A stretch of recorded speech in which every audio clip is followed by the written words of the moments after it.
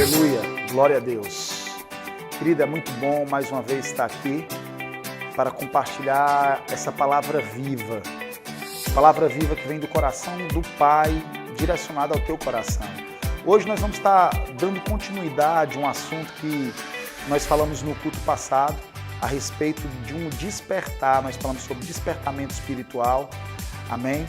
Nós vamos estar dando continuidade a essa ministração maravilhosa. Abre o teu coração, né? Fica atento para aquilo que Deus quer comunicar e decida viver essa realidade, que a tua vida será impactada.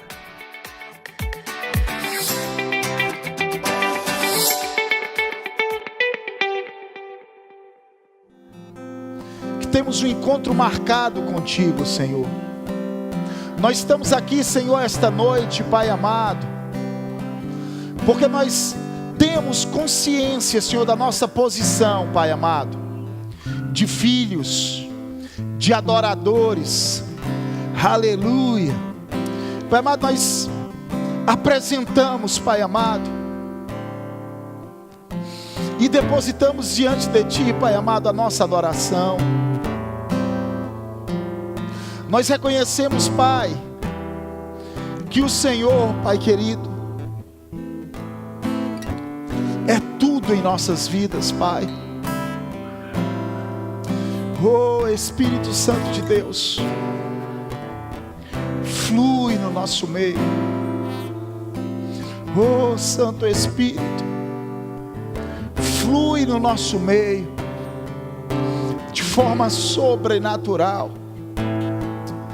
Oh, aleluia. Nós te adoramos, Pai. Nós te bendizemos. Nós te exaltamos, Senhor.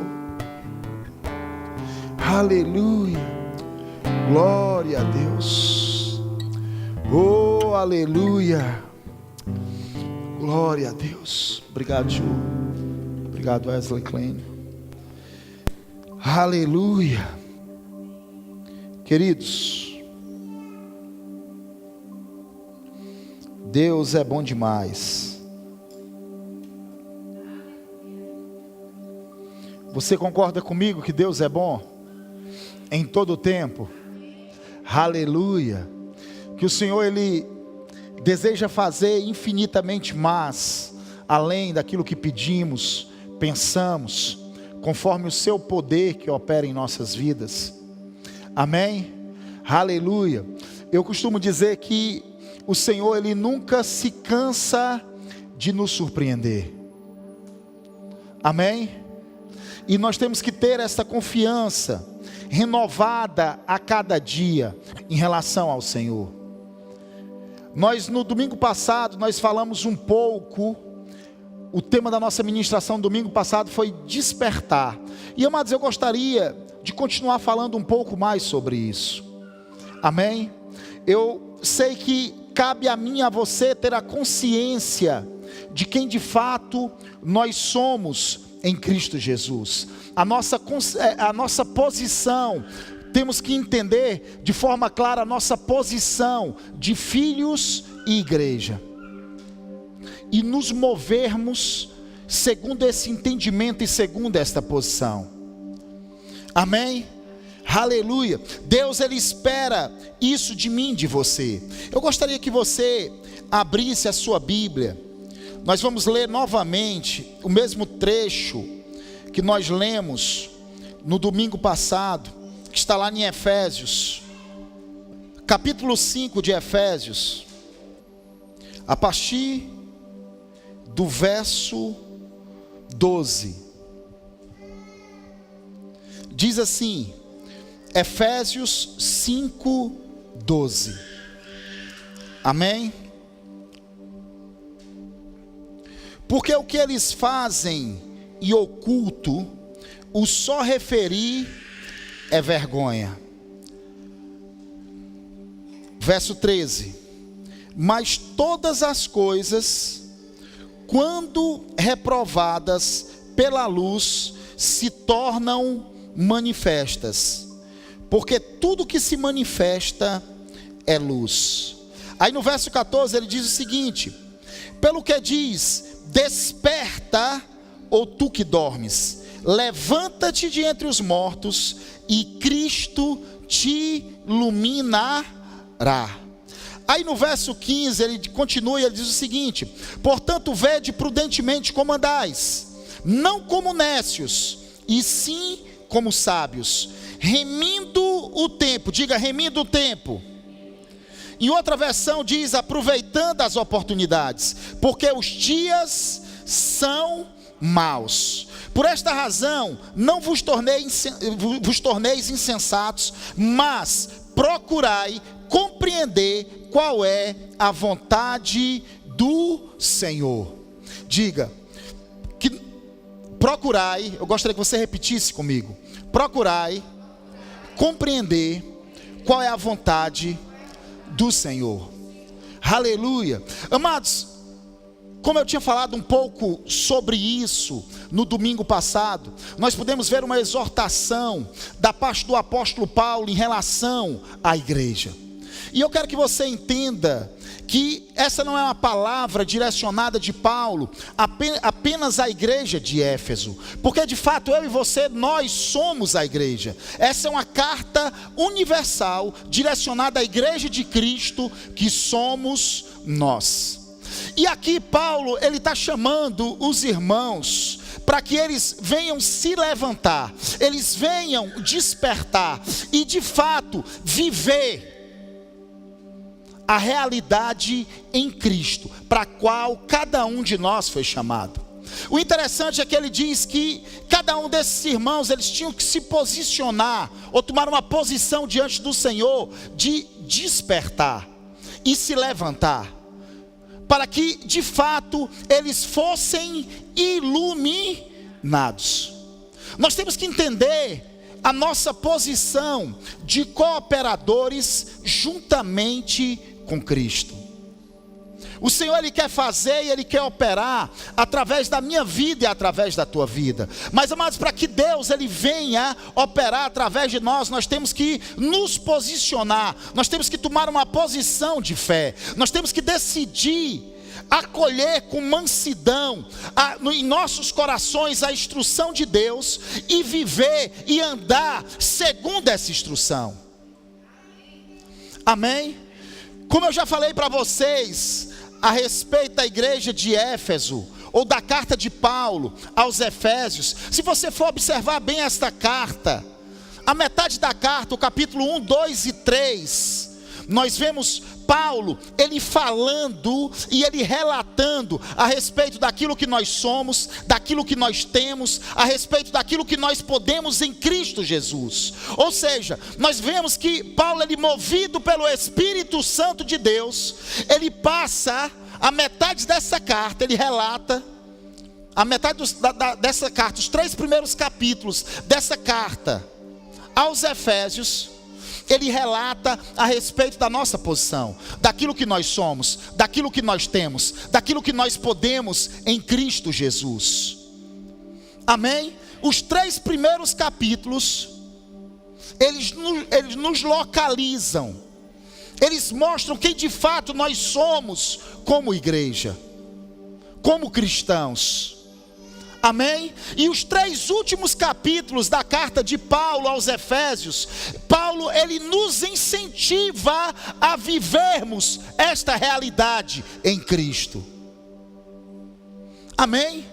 Ele nos incentiva. Por que Paulo, movido pelo Espírito Santo de Deus, ele passa 3 capítulos incentivando a nós vivermos uma realidade que já nos pertence em Cristo? Porque de fato nós temos que decidir, amados, viver estas realidades. Não basta somente nós conhecermos, não basta somente nós termos estas informações em nossa mente. Amém? Essa deve ser uma informação útil para mim e para você. Nós temos que decidir viver esta realidade. E se você for ver, acompanhar o capítulo 5 de Efésios, a partir do verso 1, nós vemos Paulo, ele incentivando aqueles irmãos a saírem da carnalidade, não serem participantes das obras infrutíferas das trevas. Ele fala tipo assim, ele diz assim: olha, vocês são filhos da luz, e como filhos da luz, vocês têm que andar na luz, vocês têm que apresentar os frutos da luz na vida de vocês. Aleluia, amém. Os frutos da luz.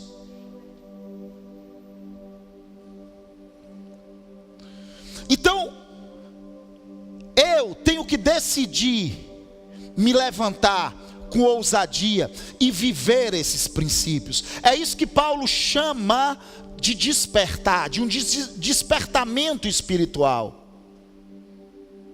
Ele diz: desperta-te, levanta-te dentre os mortos, você que está dormindo, que Cristo ele vai te iluminar. Como eu falei no culto passado, ele não estava dizendo que aqueles irmãos eles estavam mortos espiritualmente, mas Paulo ele está afirmando que eles estavam dormindo entre os mortos. Eles estavam em uma posição de dormência espiritual. É como se eles estivessem prostrados, eles não estavam andando. E Paulo diz assim: olha, vocês têm que despertar. E despertar significa se levantar, para que Cristo possa te iluminar. A iluminação ela não vai chegar na minha vida e na tua vida se nós não despertarmos para as verdades que nós temos recebido em nosso coração.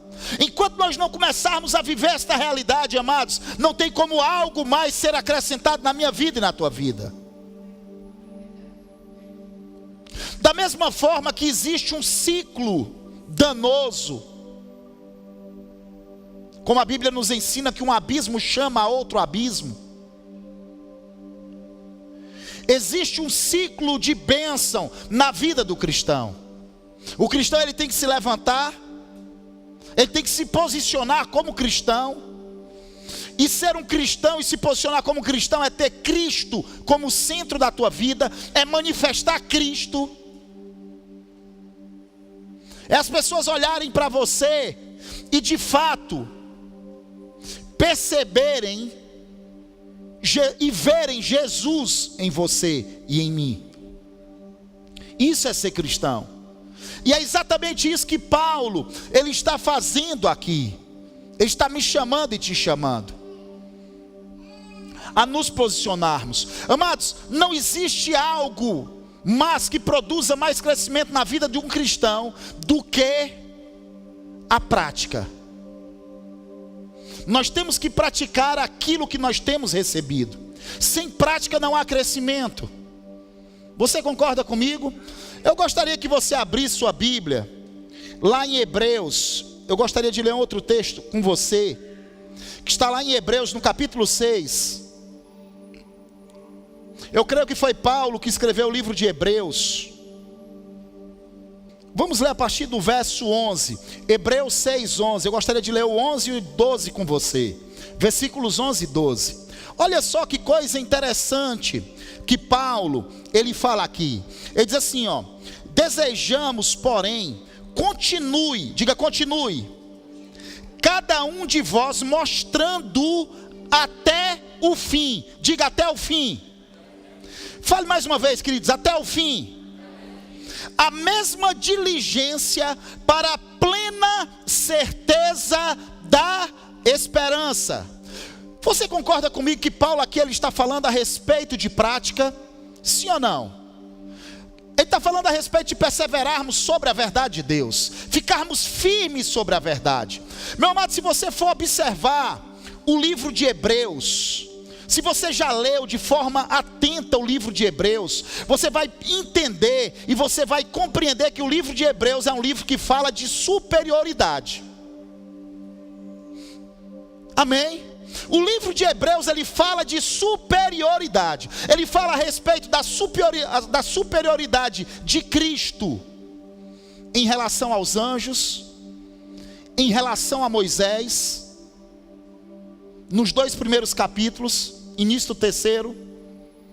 Depois nós vemos que ele fala a respeito da superioridade da obra de Cristo, a superioridade do sacerdócio de Cristo em relação ao sacerdócio antigo, do Antigo Testamento. o sacrifício de Cristo em relação ao sacrifício antigo do Velho Testamento, o sangue de Cristo em relação ao sangue dos animais que eram sacrificados no Antigo Testamento. E ele fala a respeito da superioridade da vida cristã. Então ele fala, até o capítulo 10, ele fala a respeito da superioridade da pessoa de Cristo, ou do ofício de Cristo, ou do serviço de Cristo, ou da obra de Cristo. E da metade do capítulo 10 até o final ele fala a respeito da superioridade da obra, da vida cristã, da vida com Cristo. Amém? Então ele é um livro que fala de superioridade. Por que ele fala de superioridade? Porque se você observar, aqueles irmãos, devido à pressão do momento em que eles estavam vivendo de grande perseguição, os hebreus, alguns estavam apostatando da fé cristã e estavam voltando para o judaísmo. E outros estavam abandonando a fé. E Paulo ele escreve esse livro exatamente para incentivar um povo que em meio à adversidade, vivendo sob pressão, estava abrindo mão da vida cristã. Estava abrindo mão da vida cristã. Amém? E ele diz: desejamos, porém, continue cada um de vós mostrando até o fim a mesma diligência para a plena certeza da esperança. Eu e você, nós temos uma bendita esperança. Sim ou não? Uma esperança que é proveniente da fé. Eu não estou falando daquela esperança segundo o mundo. Eu estou falando de uma esperança que é produto, que é filha da fé que existe no meu coração e no teu coração. Sim ou não? E ele está falando exatamente para esses irmãos isso, que eles devem perseverar, porém continue cada um de vós mostrando até o fim a mesma diligência para a plena certeza da esperança. Aí no verso 12 ele fala algo interessante, o apóstolo Paulo. Ele diz assim: para que não vos torneis o que, irmãos? Indolentes. Me diga uma coisa, ele está falando para quem? Ele está falando para o mundo? Ele está falando para os gentios? Não, ele estava falando para os crentes, ele está falando para os irmãos, ele está falando para os cristãos, ele está falando para aqueles que haviam tido um encontro real com Jesus. Amém? E ele diz assim: olha, para que não vos torneis o quê? Indolentes, mas imitadores daqueles que pela fé e pela longanimidade herdam as promessas. Como é que eu e você vamos herdar as promessas? A Bíblia diz que pela fé e pela longanimidade. A Bíblia diz que pela fé e pela perseverança eu e você vamos herdar as promessas. Amado, se você ler as escrituras, você vai entender que são os maduros, ou são os filhos maduros que têm acesso à promessa. A promessa de Deus, as bênçãos de Deus são para aqueles que amadurecem, são para aqueles que desenvolvem espiritualmente, são para aqueles que crescem espiritualmente, são para aqueles que deixam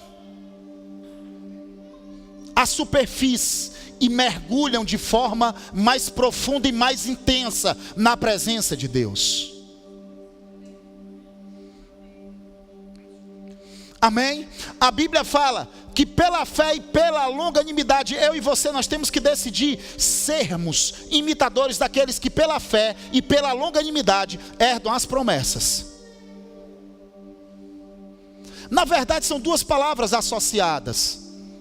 Quando nós permanecemos na fé, e a fé é um produto da minha crença, daquilo que eu creio, sim ou não?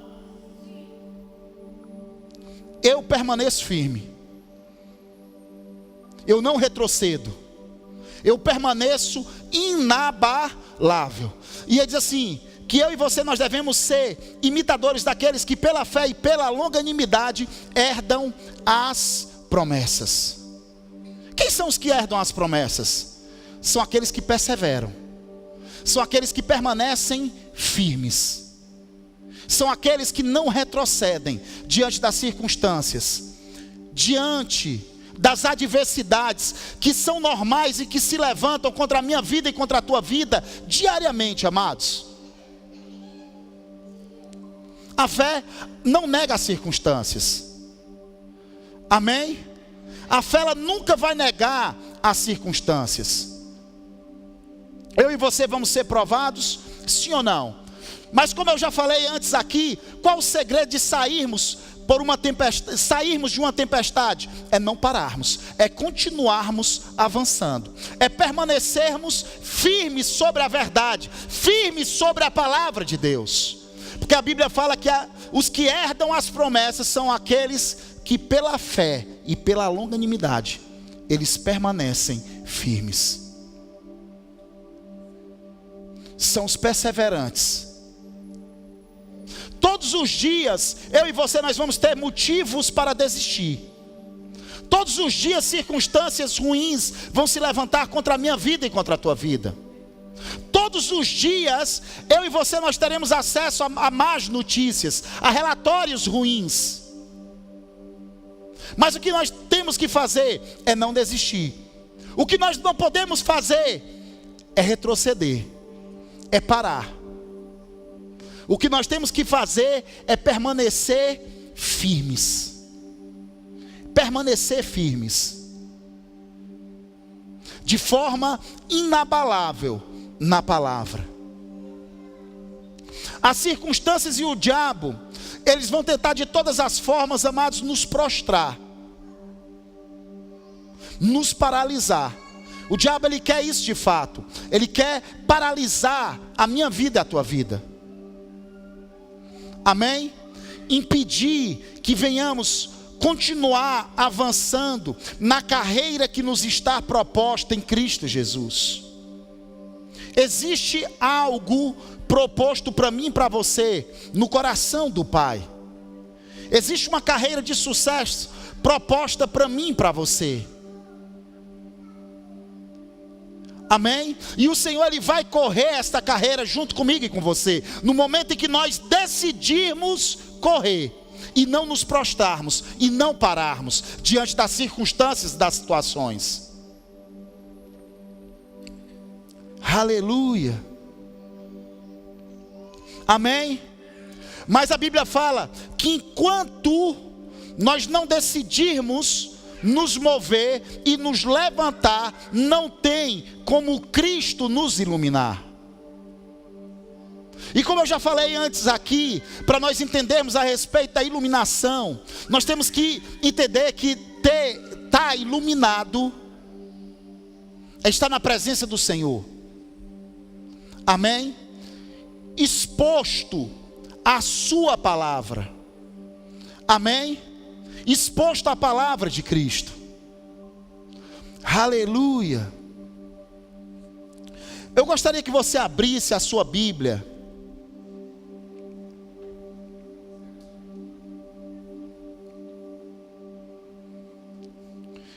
lá em 1 Tessalonicenses.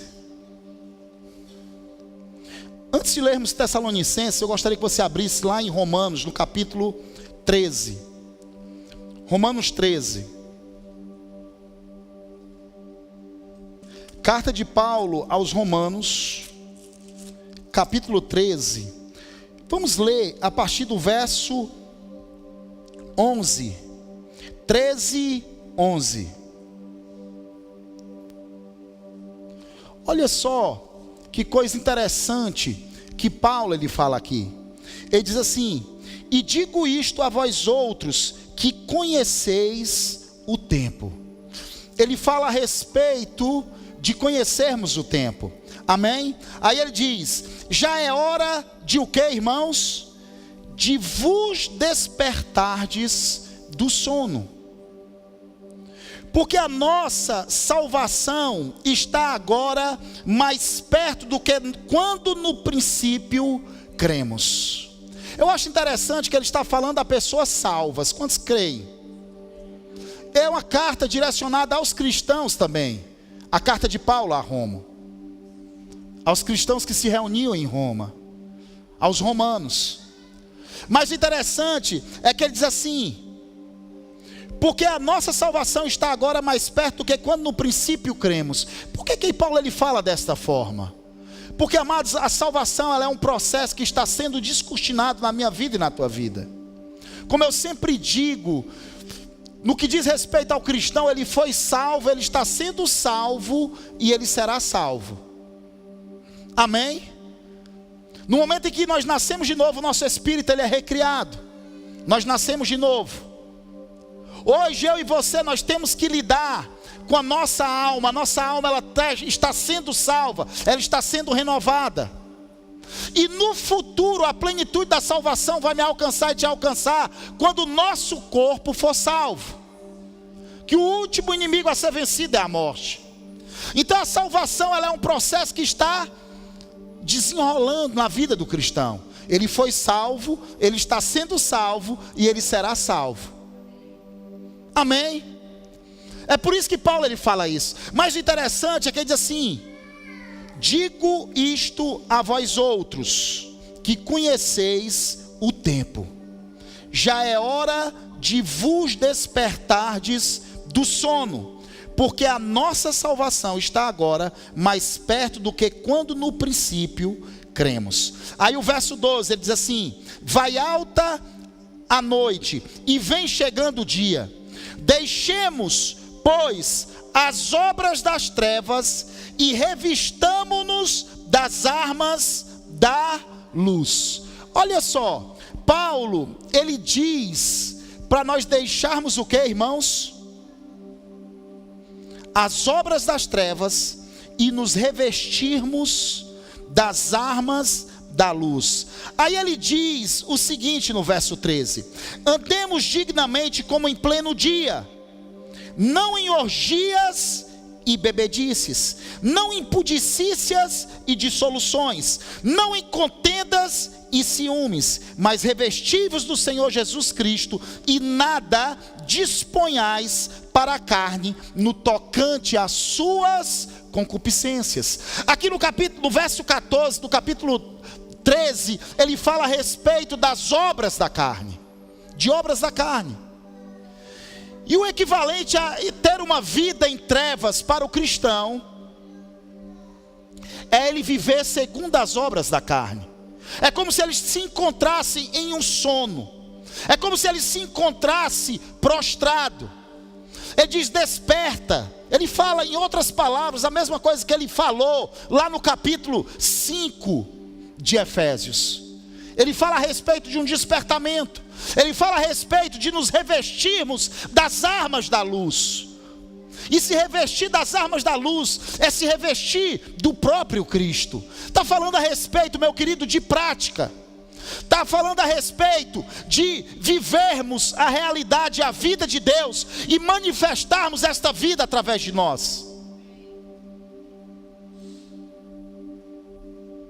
Amém? Ceder para a carne é dar lugar ao diabo em nossas vidas. É estar no ambiente do diabo. Para o cristão, é estar nas trevas. Sim ou não? Você concorda comigo? Amém? Nós vemos Paulo, ele exortando esses irmãos para eles se posicionarem. A mesma coisa que ele fala lá em Efésios, no capítulo 5. E amados, andar no Espírito é ter uma vida sensível ao Espírito Santo de Deus. Amém? Porque de fato aquele que decide, depois de ser nascido de novo, permanecer nas obras da carne, ele vai entrar em uma posição de cauterização espiritual, de insensibilidade espiritual. É por isso que eu falei aqui no início que a herança, o acesso à herança é dada aos filhos maduros. Amém? O acesso à herança é dado aos filhos maduros.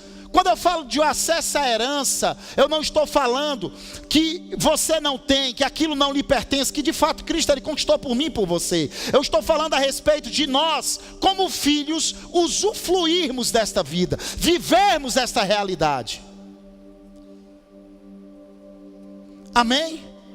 Nós vemos na instrução de Paulo no que diz respeito à Santa Ceia, na sua primeira carta aos Coríntios, ele fala exatamente a respeito disso. Ele diz assim: porque é por isso que existe entre vós muitos fracos, muitos doentes, e não são poucos os que já dormem. Amém? Ele está falando de pessoas que estavam fracas e não eram para estar fracas. Ele está falando de cristãos que estão doentes e não eram para estar doentes. E ele está falando de cristãos que tiveram as suas vidas ceifadas antes do tempo, ou já dormiam, ou já tinham morrido, que não eram para ter morrido. Mas por que aconteceu isso? Por não discernir o corpo. Por não discernir o corpo. E meu amado, eu costumo dizer o seguinte, que discernir o corpo de Cristo é discernir quem você é. Nós vemos Paulo, ele abrindo o seu livro no capítulo 1 de Efésios, ele fazendo uma oração pelos Efésios. A partir do verso 16, para que Deus iluminasse os seus olhos espirituais. Ele ora por espírito de sabedoria e de revelação no pleno conhecimento de Deus, a fim de que os olhos espirituais deles fossem iluminados, a fim de que eles viessem compreender 3 coisas: a esperança do seu chamamento, a riqueza da glória da sua herança nos santos e a suprema grandeza do poder de Deus que opera na vida daqueles que creem. E ele falando desse poder, ele diz que é o mesmo poder que ressuscitou a Jesus dentre os mortos e o fez assentar à sua direita nas regiões celestiais, acima de todo principado, potestade, poder, domínio e de todo nome que se possa referir, não só no presente século, mas também no vindouro. Meu amado, discernir o corpo é discernir essas 3 coisas: é discernir a esperança do teu chamamento, qual a riqueza da glória da tua herança nos santos e qual a suprema grandeza do poder de Deus que opera na vida daqueles que creem. É você saber quem você é, o que você tem e o que você pode em Cristo Jesus. Agora, amados, quem são aqueles que vão acessar esta realidade? São os maduros. Paulo, ele diz: olha, enquanto você não decidir se levantar em Deus, Cristo não vai te iluminar. E quando ele fala a respeito de levantar, ele está falando a respeito de prática. Vivermos uma vida prática cristã. Não é vivermos uma religião, mas vivermos uma realidade. Porque, amados, cristianismo não é religião. Cristianismo é vida com Deus. É vida com Deus. É a tua vida ser impactada. É a tua vida ser transformada. E é a tua vida ser um objeto de transformação. Ser um objeto de impacto. Você não é cristão domingo à noite na igreja. Você é cristão aonde você estiver. Você é cristão na universidade. Você é cristão no seu trabalho. Você é cristão na sua profissão. Você não é cristão domingo à noite. Ah, domingo à noite eu vou botar minha farda de crente, né? E vou para a igreja. Não. Cristão você é 24 horas, 7 dias na semana. Por quê? Porque a minha vida ela foi impactada. E eu carrego a maior preciosidade. Sabe o que é que eu carrego? A própria vida de Deus. Eu carrego a natureza de Deus. Aonde eu estou, aonde eu estiver, Deus está comigo. E Deus, Ele está querendo se mover em todo momento, em todo instante. Através das nossas vidas. Mas o interessante é que ele diz assim, ele está alertando aos cristãos para despertarem do sono. Amados, viver na carne é equivalente a estar dormindo espiritualmente falando.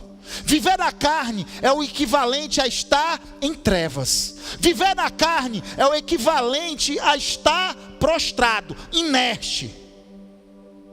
Ele diz: levanta tu que dormes entre os mortos e Cristo te iluminará.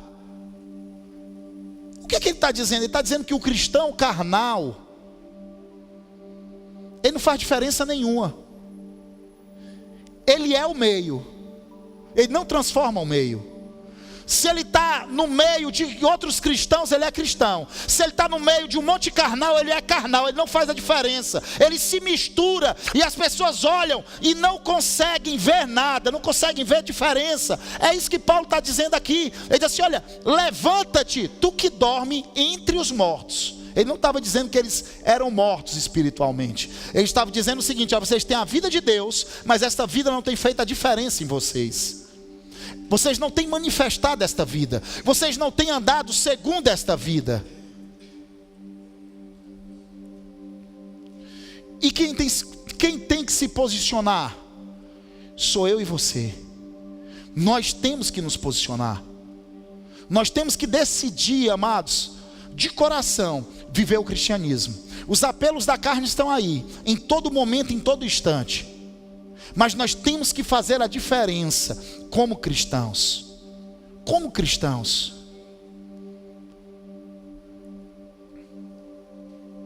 Amém? Eu não estou falando de você ser um desequilibrado, um descontrolado, não. Eu estou falando para nós nos movermos em fé e em sabedoria. Sabe por quê? Porque Deus, Ele pode nos dar sabedoria. Uma sabedoria sobrenatural. Uma sabedoria que vai muito além da sabedoria humana. A Bíblia fala que, como maçãs de ouro em salvas de prata, assim é a palavra dita a seu tempo. Sim ou não? Tem como se passar a verdade de forma sábia, sem abrir mão dos princípios. Tem como você se posicionar como cristão, amém? Não abrindo mão dos princípios de Deus e acessar vidas e corações. O Senhor, Ele pode derramar esta sabedoria em nossas vidas. E eu costumo dizer que o amor do tipo de Deus é um grande catalisador disso. Porque se você aprende a amar pessoas, amá-las, amar pessoas, não coisas, mas o ser humano, você vai fazer toda a diferença, amado. Se você decide andar no amor do tipo de Deus, você vai fazer toda a diferença. Você vai passar a verdade com amor e vai alcançar aquelas vidas. Tem como nós fazermos isso? Amém? Diga assim: o acesso à herança é para os filhos maduros. Nós vemos Paulo lá no capítulo 5, um texto antes daquele que nós começamos lendo, lá no capítulo 6. Ele diz o seguinte: quando vocês deviam ser mestres, atendendo ao tempo decorrido, tendes novamente necessidade de alguém que vos ensine de novo. Alguém que vos ensine de novo os princípios elementares dos oráculos de Deus. Aí ele diz assim: assim vos tornastes como necessitados de leite, e não de alimento sólido. Por quê? Porque o alimento sólido é para os adultos. Diga: o alimento sólido é para os adultos. Repita mais uma vez: o alimento sólido é para os adultos. É para os adultos, aqueles que pela prática, ele começa a dizer quem são os adultos, e como eles alcançaram a maturidade, e como eles amadureceram. Porque, amados, ele está falando para cristãos que deviam ser mestres, mas se encontravam em que estado? Em um estado pior, em que Paulo havia deixado. Você concorda comigo? Ele não está. Você concorda com meu amigo, meu amado e meu amigo? Esse texto para mim ele é muito chocante, porque essas pessoas nem sequer elas estavam do estado em que Paulo os havia deixado. Elas estavam em um estado pior. Por quê? Porque até mesmo aquilo que Paulo havia passado para elas, ensinado, elas haviam esquecido. Porque Paulo diz assim: é necessário que alguém vos ensine de novo. Ensine de novo o quê? Aquilo que já foi ensinado. Ensinado por quem? Pelo próprio Paulo. Paulo disse: eu tive uma triste surpresa quando eu encontrei com vocês. Eu fiz os cálculos, eu disse: rapaz, eu vou encontrar uma igreja madura. Eu vou encontrar um monte de mestres na igreja. Ou seja, cristãos maduros que já estão cuidando, instruindo outros cristãos, e guardando, instruindo de outros cristãos. Ou cristãos, desculpa. Amém? Mas quando eu chego e eu me deparo com a realidade que vocês não amadureceram, vocês não avançaram, a culpa é de quem, irmãos? A culpa é de Deus? A culpa é de Paulo? A culpa é de quem? A culpa é dos irmãos. Quem vai determinar se eu vou crescer ou não, se eu vou alcançar maturidade ou não em Cristo? Sou eu, é você. Eu gosto muito de algo que foi dito por João Batista. Ele diz assim: olha, o reino de Deus é tomado por esforço. Por João Batista não, por Jesus, né? O reino de Deus é tomado por esforço. Desde os dias de João Batista até hoje, o reino de Deus é tomado por esforço. E os que se esforçam herdam este reino. Porque o reino, ele é uma realidade em mim. Ela deve ser uma realidade em mim e no nosso meio. O reino, a realidade do reino tem que estar dentro de mim. E ela tem que estar aonde eu estiver. Sabe por quê? Porque eu devo levar essa cultura. Eu devo manifestar essa cultura. É por isso que Jesus, ele diz: o reino está em você. Em outro momento ele diz: o reino está no meio de vocês. Por quê? Porque a cultura do reino o reino ele tem que ser uma realidade primeiramente na minha vida. O reino ele tem que estar em mim. E porque ele está em mim, eu manifesto. E aonde eu estiver, o reino está. Aonde eu estiver, o reino de Deus, ele está sendo manifesto. Ele está sendo revelado. Aí nós vemos aqui Paulo ele dizendo: olha, quando vocês deviam ser mestres, atendendo ao tempo decorrido, tendes novamente necessidade de alguém que vos ensine de novo. Vos ensine de novo. O que? O que já foi ensinado, a base, o fundamento da doutrina de Cristo. Aí assim: leite vos dei a beber, não vos dei alimento sólido. Por quê? Assim vos tornastes como necessidade de leite e não de alimento sólido. Por quê? Porque vocês são crianças e vocês não suportam o alimento sólido. O alimento sólido é algo nutritivo, é algo carregado de minerais, vitaminas, vai proporcionar crescimento, mas você não tem acesso ao alimento sólido. Por quê? Porque o teu acesso atual é ao leite. Por quê? Porque você não cresceu, porque você não desenvolveu. A minha vontade era compartilhar com você um alimento sólido. Eu tenho um alimento sólido para compartilhar com você, Paulo está dizendo aqui. Mas eu não posso. Eu não posso, não é que eu não queira, eu não posso. Por quê? Por causa do estado espiritual em que vocês se encontram. Vocês estão prontos para tomar, vocês só suportam leite. Eu não estou desqualificando o leite. O leite era uma bênção para uma estatura espiritual. O problema aqui, queridos, não é o leite. O problema aqui é os irmãos que não cresceram. O leite ele é uma bênção e ele vai proporcionar crescimento para a estatura correta. Sim ou não? O leite para uma criança, para um bebê, é uma grande bênção. É um alimento nutritivo que vai produzir crescimento na vida da criança. Mas um adulto, ele consegue se alimentar com leite somente? Não. O adulto, ele tem acesso ao alimento sólido. Por quê? Porque ele cresceu. As demandas são outras. Você concorda comigo, irmão? Amém? As demandas são outras. Por quê? Porque houve um crescimento. Houve um desenvolvimento. E queridos, esse crescimento é o que eu e você devemos perseguir na nossa vida cristã, na nossa caminhada. Nós temos que perseguir esse desenvolvimento espiritual. E Paulo diz assim: o alimento sólido é para os adultos, para aqueles que pela prática têm as suas faculdades exercitadas. E esses eles são prontos para discernir. não somente o bem, mas também o mal. Então ele fala algumas características do adulto. O adulto é aquele que tem um acesso ao alimento sólido. Sim ou não? É aquele que alimenta, que tem acesso ao alimento sólido. E ele amadureceu por quê? Porque ele decidiu praticar e desenvolver as suas faculdades espirituais. Não existe crescimento sem prática. Essa é a grande realidade. Não existe crescimento espiritual sem prática. Para que eu e você venha desenvolver e crescer espiritualmente, nós temos que praticar essas verdades. E eu acho interessante algo que Paulo fala aqui nesse texto, que o adulto ele tem a capacidade de discernir entre o bem e o mal.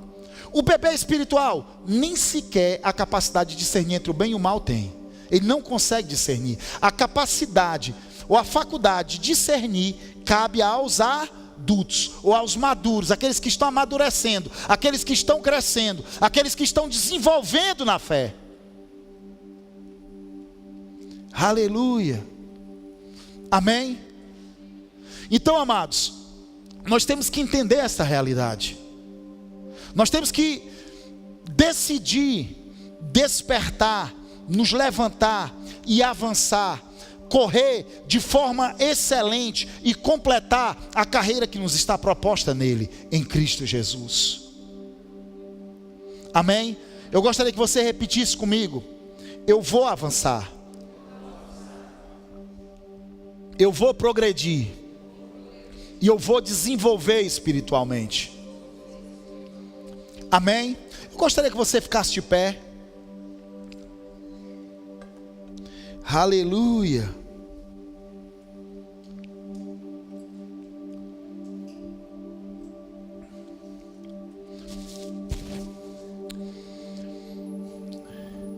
Oh, aleluia. Pai amado, muito obrigado, Senhor. Nós te rendemos graças, Pai, pela tua fidelidade, Senhor. Nós te louvamos, Pai, por esta palavra, Senhor, que veio esta noite, Pai amado, para nos chacoalhar, Pai, para nos despertar, Senhor, para abrir os nossos olhos, Pai, para nos posicionarmos, Senhor, em relação à tua palavra, em relação à tua verdade, Pai amado. Muito obrigado. Obrigado, Senhor, por esta boa semente, Pai amado, sendo semeada, que foi semeada em nossos corações, ela germinando, crescendo, Pai amado, e frutificando a 30, a 60 e a 100 por um, na autoridade do nome de Jesus. Oh, aleluia. Pai querido, eu te apresento, Pai amado, cada um desses irmãos. Eu te louvo, Senhor, pela vida e pelo progresso deles, Pai. Obrigado porque eles vão progredir. Obrigado, Pai amado, porque eles vão avançar.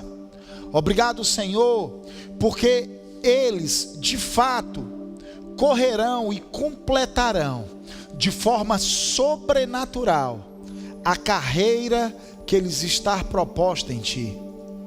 Pai amado, eu te agradeço pela iluminação, pela revelação espiritual, alcançando a vida desses amados de forma sobrenatural, Pai, no nome de Jesus. Obrigado, Senhor, porque eles vão continuar progredindo. Obrigado, Pai amado, porque eles vão continuar avançando. Obrigado, Senhor, porque eles entenderão de forma clara, compreenderão, Pai amado, os teus princípios, Pai, e viverão, Pai amado, uma vida extraordinária, uma vida espetacular, Pai amado, manifestando a tua vida, Senhor, manifestando a tua natureza, Pai, na autoridade do nome de Jesus. Oh, Paizinho, muito obrigado. Nós te louvamos, nós te agradecemos por esses irmãos preciosos, Eu te agradeço, Pai, por esta igreja abençoada, no nome de Jesus, amém.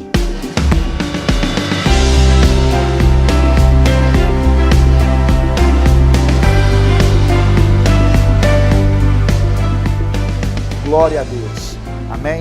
Eu sei que essa palavra ela é viva e eficaz, ela produz efeitos duradouros em nossas vidas, se nós decidirmos praticá-la, vivê-la.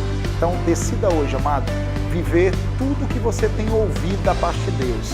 Seja obediente, persevere na fé e o teu progresso vai ser manifesto. Deus te abençoe em nome de Jesus.